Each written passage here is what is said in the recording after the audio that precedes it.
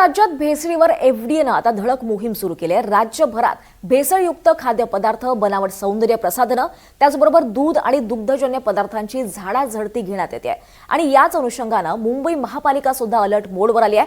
आता मुंबई महापालिकेनं सुद्धा मुंबईतल्या हॉटेल्सची तपासणी करण्याचं ठरवलंय।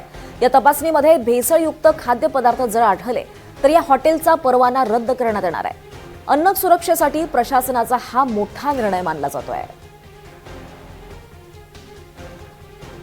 एकीकडे एफडीएची कारवाई सुरू आहे, दुसरीकडे आता महापालिका सुद्धा ऍक्शन मोडवर आली आहे। हॉटेल्सची महापालिका झाडाझडती घेणार आहे।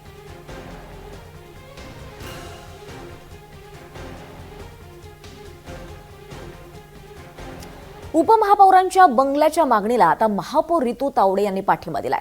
पश्चिम उपनगरातून विविध बैठकांसाठी मुंबई शहरात येताना प्रचंड वाहतूक कोंडीला सामोरं जावं लागतं आणि यासाठी उपमहापौरांनी शहर भागातल्या अतिरिक्त आयुक्तांचा बंगला मिळावा अशी मागणी केली होती। राणीबागेला लागून महापौरांचा बंगला आहे आणि त्याच्या शेजारी अतिरिक्त आयुक्तांचं निवासस्थान आहे। सभागृहात महापौर नसताना उपमहापौर सभा चालवतात, त्यामुळे त्यांना सुद्धा महापालिकेतर्फे निवासस्थान मिळायला हवं असं महापौरांनी स्पष्ट केलंय।